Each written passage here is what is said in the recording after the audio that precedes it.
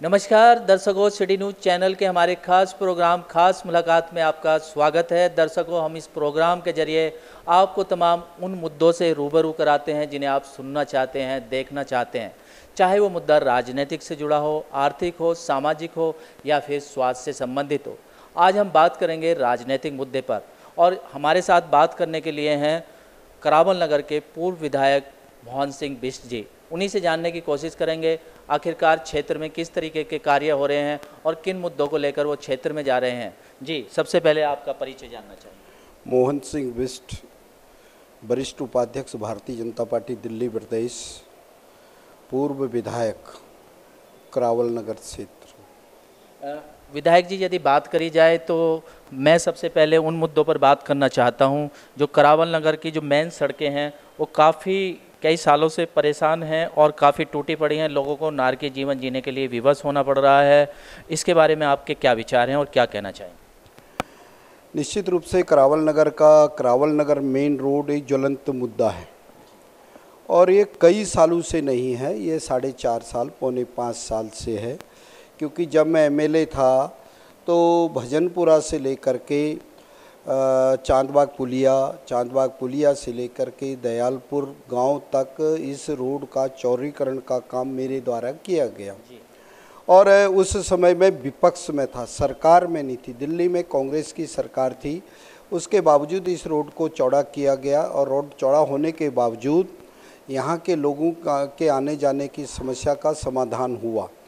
ठीक उसके बाद नवंबर में जब दिल्ली विधानसभा का चुनाव की घोषणा हुई, दिल्ली के अंदर आम पार्टी यहाँ से जीत के आई और उन्होंने अपने कार्यकाल के अंदर कोई इस एरिया में ऐसा काम नहीं किया जिससे लोगों को नारकीय जीवन जीने से उनको मदद मिल सके। यहाँ तक कि इस रोड पर इतने बड़े खड्डे हो गए, खड्डों में सड़कें हैं, सड़कों में खड्डे हैं, यहाँ पर कहीं कोई रिपेयरिंग नाम की कोई चीज़ नहीं की। दिल्ली में आम पार्टी की सरकार थी, दिल्ली को पेरिस बनाने का सपना दिखा रही थी, लेकिन उन्होंने ऐसा कोई काम नहीं किया जिससे लोगों को इसका लाभ मिल सके। आपने देखा होगा भजनपुरा से जब हम अंदर को एंट्री करते हैं, सबसे पहले तो उन्होंने हमारे मेन रोड को बंद कर दिया और मेन रोड को बंद करने के बाद इस भजनपुरा से लेकर के आपका चांदबाग पुलिया तक वहाँ पर रेडियो का जमावड़ा, गुंडे तबके के लोग वहाँ खड़े रहते हैं, ऑटो रिक्शा वहाँ खड़े होते हैं, लोगों को आने जाने में दिक्कतें होती हैं। सबसे ज़्यादा यदि किसी रोड की हालत इस दिल्ली के अंदर ख़राब है तो इस करावल नगर, और उसके बाद आप सीधा यहाँ से जब करावल नगर की ओर जाएंगे तो गड्ढे हमारा स्वागत करते हैं। दोनों तरफ हमारी सड़कें ब्लॉक रहती है, यहाँ पर वाहन अवैध रूप से खड़े रहते हैं। निश्चित रूप से इन 4.5 वर्षों के अंदर इस एरिया के साथ सौतेला व्यवहार हुआ, ये मैं आपके टीवी चैनल के माध्यम से कहना चाहता हूँ। विधायक जी, यदि बात करी जाए तो इस सड़क के बनने का फंड भी मुहैया हो गया है, आखिरकार क्यों नहीं लग रहा है फंड? नहीं, अब वो फंड मुहैया हुआ हो या नहीं हो ये तो मैं नहीं जान सकता हूँ, ना मेरे पास कोई इस प्रकार की जानकारियाँ हैं। फंड मुहैया कराने से पहले इस एरिया के अंदर डीडीए की जो एनओसी लेनी थी, वो एनओसी इस एरिया के विधायक को, जैसे उधर के विधायक अपने जगदीश प्रधान जी हैं, उनको मैंने उपलब्ध करा दी थी। डीडीए ने कहा कि हमारी ओर से कोई हिंट्रेंस नहीं है और यह रोड बन सकती है। लेकिन यहाँ एक और मंत्री था दिल्ली की सरकार में, उन्होंने आज तक इसके बारे में कोई नहीं उठाया, कोई बात कहने का वो नहीं किया। जब यहाँ सारी चीज़ फॉर्मेलिटी थी, रेवेन्यू डिपार्टमेंट इनके अंडर में आता था, रेवेन्यू डिपार्टमेंट संबंधी अधिकारी इनके उसमें थे, लैंड एंड बिल्डिंग वाले इनके पास थे, तो इसको उन्होंने वो प्रक्रिया चालू करनी थी लैंड की, वो प्रक्रिया चालू नहीं की। अब जोर ज़बरदस्ती से लोगों के घरों को तोड़ना चाहते हैं, ये गलत बात है। आप सरकार की नीति के आधार पर इसको काम करना चाहिए। वो काम किसी ने नहीं किया, जिसकी वजह से इसमें बहुत बड़ी हिंट्रेंस पैदा हो रही है। आज मैं सुन रहा था कल की साहब इधर से 18.5 फीट मुस्तफाबाद की साइट को तोड़ा जाएगा और 18.5 फीट क्रावल नगर साइट को तोड़ा जाएगा।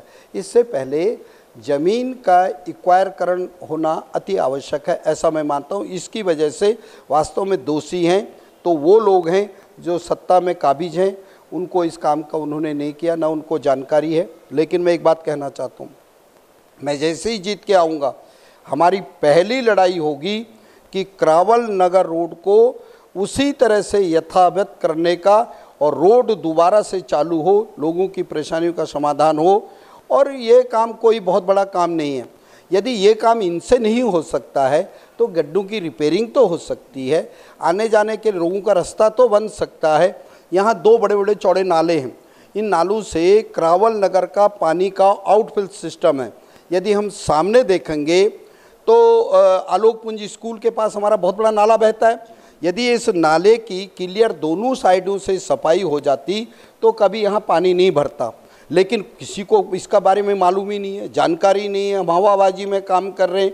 यदि जेसीबी 2 घंटे या 4 घंटे के लिए उस रोड पर चल जाए, दोनों तरफ से चल जाए, मेरे को लगता है क्रावल नगर में एक बूंद पानी नहीं भरेगा। दूसरी बात मैं ये कहना चाहता हूँ, हमारे क्रावल नगर के पानी की निकासी दिल्ली सरकार के फ्लड डिपार्टमेंट से होता है। उसमें आज तक आपने देखा होगा कभी नालों की सफाई नहीं हुई। नालों की सफाई ना होने की वजह से क्रावल नगर की जितनी भी कॉलोनियां हैं उन कॉलोनियों में पानी भर गया। आज हो क्या रहा है, लोगों को जानकारी का अभाव है, ऐसा मैं मानता हूँ। ये मेरी सोच हो सकती है और सत्य भी है कि हम जनप्रतिनिधियों को गाली देते हैं, हम किसी के बारे में शब्द बोलते हैं, ये हमको नहीं बोलना चाहिए।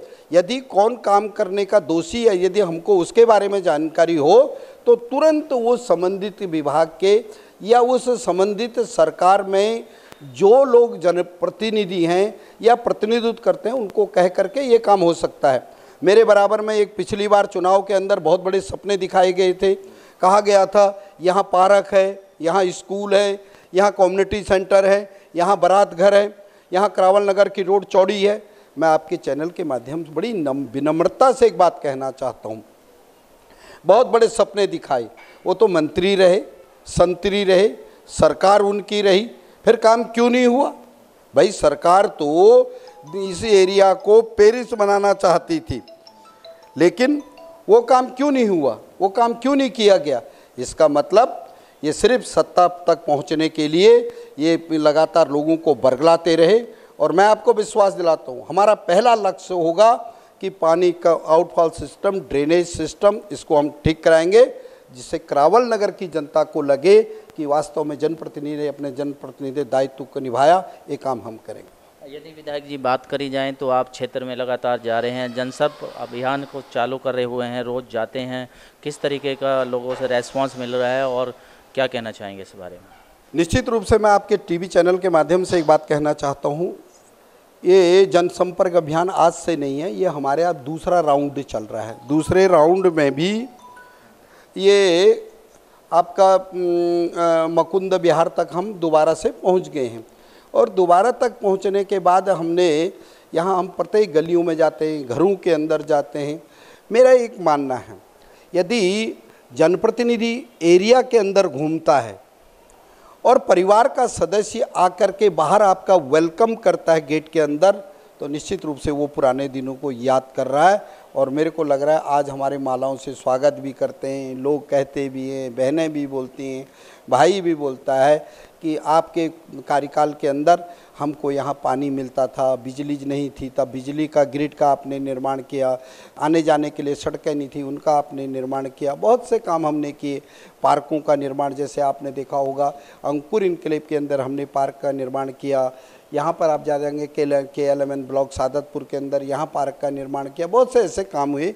ये मैं कहना चाहता हूँ कि हमारी इच्छा शक्ति थी, मैं विपक्ष में था, सरकार हमारी नहीं थी, लेकिन दृढ़ संकल्प था, इच्छा शक्ति थी, हमने इस काम करने का प्रयास किया। ये मैं कहना। ये थे हमारे साथ करावल नगर के पूर्व विधायक मोहन सिंह बिष्ट जी, इनका कहना है कि यदि करावल नगर मुद्दे पे मैंने बात की है तो आगे को यदि मैं जनता मुझे जिताती है और मैं यदि जीत के आता हूं तो सबसे पहला मुद्दा मेरा यही रहेगा कि करावल नगर की सड़कें ठीक हो, पानी की व्यवस्था ठीक हो, स्कूल्स ठीक हो। लगातार इनका यही प्रयास रहेगा।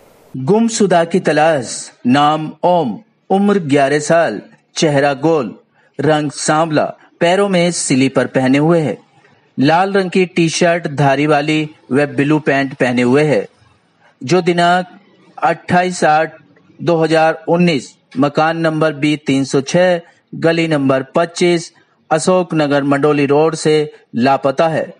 जिस किसी व्यक्ति को इस बच्चे की जानकारी मिले तो ऊपर दिए गए पते पर या फिर ज्योतिनगर थाने में इसकी सूचना दे सकता है।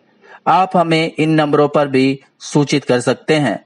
हमारे मोबाइल नंबर है 9711341036 8826190169।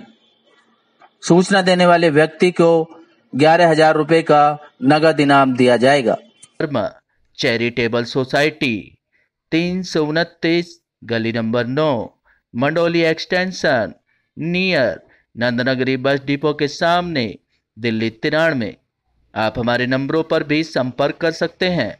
हमारे फ़ोन नंबर हैं 9213329205, 9211478312, 9910418312। आप हमारे चैनल पर भी दिए गए नंबरों पर भी संपर्क कर सकते हैं। हमारा फ़ोन नंबर है 8506973234।